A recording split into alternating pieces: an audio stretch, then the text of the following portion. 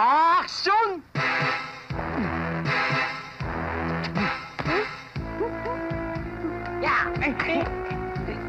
Aray.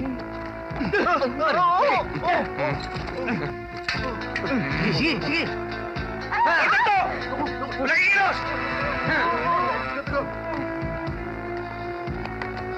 Brad! Thank you. Taas ang mga kamay! Gusto tayo eh! Taas ang mga kamay! Kayo! Pera, labas nyo! Dali! Ito ho. Oh. Dali! Pera, bilis! Lalagyan! Lalagyan? Ano ba yung palda ko sabi? Ano ba? Iwan niyo nga ako. Ang ibig niyo sabihin ay, nakasalpo ka na naman kay na Aling Toyang. Akala yata niya, miski kasi nakita ng ilabante, hindi ko siya lalabanan. Di naman siya sa akin. Kala mo, dadaman! Ano yun, Nay? Tuloy na naman ang ulam natin? Eh, bakit? Nagbigay ka na sa akin ng perang pambili ng bolalo? Hindi, ho. Hindi pa rin. Pero huwag kayong mag-alala. Meron tayong adobo. Meron, Nay? Oh. Adobo, Nay? Adobo! Okay. Yeah. Okay. Wow! Yan. Wow. Ang kangkong. Adobong kangkong? adobong kangkong huto eh.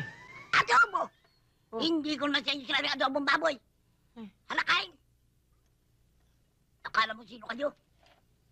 Kain? Akala mo nagahon mo si Emily? Yung anak nung dambuha lang yun? Wow, ha? Kayo naman, Nay, oo. Ano ho ba apelyido natin? Ba't yung balani? O ano ho ba apelyido na Emily nung dalaga pa siya? Ba't yung bakal? Katakata ko ho ba yung batong bakal ma-attract sa bato balani o yung bato balani ma-attract sa batong bakal? Natural lamang yun. Hindi ko kasalanang mabulag ako sa kanya. Mabulag. Duling!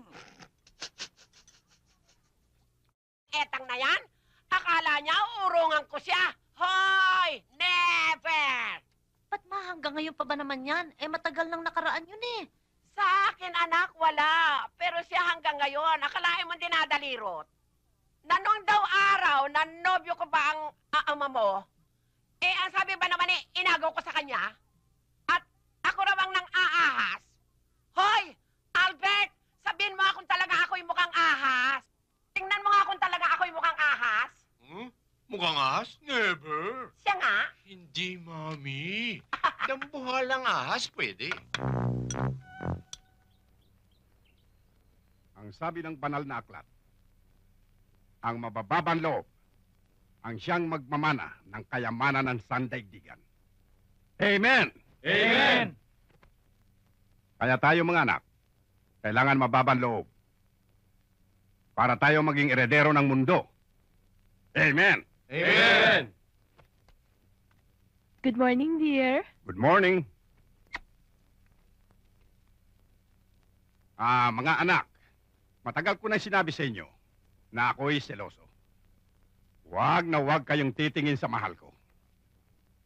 Dear, gusto ko sana lumabas. Saan ka pupunta? Gusto ko sana pumunta sa beauty parlor eh. Ang tagal-tagal ko lang hindi nakakapunta ron eh. At saka, look at my hair. Ang dami-dami ko na split ends. Kailangan ko na magpa-hot oil treatment para naman syempre maging shiny, di ba? Tsaka, kailangan ko na rin ng manicure, ng pedicure, tsaka masahe, di ba?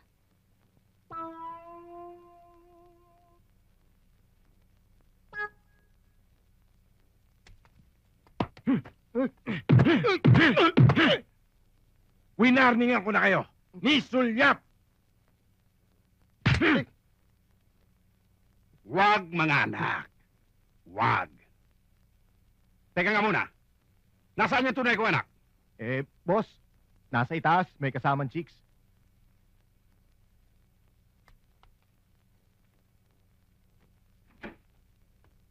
Jeffrey? Dad? Oh! Anong ginagawa mo dyan sa ilalim ng kama? May kasama ka raw. Dad? Si Ivy. Kamusta na po kayo, Mr. Sandoval? Anong ginagawa nyo dyan? Kasi may hinahanap po kaming Yung hikaw ko po, nawawala yung hikaw ko. Ah, ganun ba? O kapag nakita mo na yung hikaw mo, magpalit na kayo ng damit, ha? Mana ka talaga sa tatay mo. Ganda-ganda mo talaga, Ineng. Pwede ka maging artista. Papakilala ka sa mga producers na kilala ko. Chin up mo na. Beauty mo nakakaloka. Oy, etching ng etching. Lagi naman yan sinasabi mo sa lahat ng customer mo para lang bigyan ka ng malaking tip, no? Hoy, tigilan mo ako ha. Huwag ka makikinig sa kanya. Ingit Anong lang yan. tigilan ko? Ang bata-bata ko, pati tigilin mo ko? Sino ka? Nandyan ba si Fiona? Nasa loob. Bakit? Ako yung tinawag niya mag-service. Ikaw ba? Pasok ka.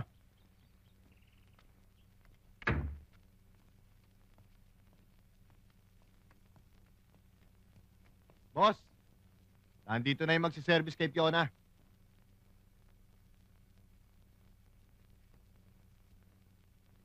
Hintayin mo ako dyan. Ako na mag-atid siya sa taas.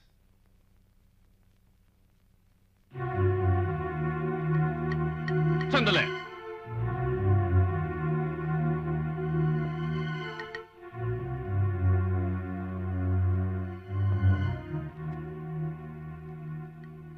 Parang namumukhaan kita. Have we met? O nakita na tayo somewhere?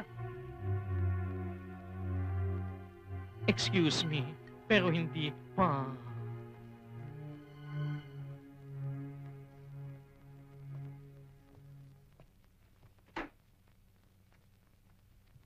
Sweetheart, nandito na magsaservice sa'yo.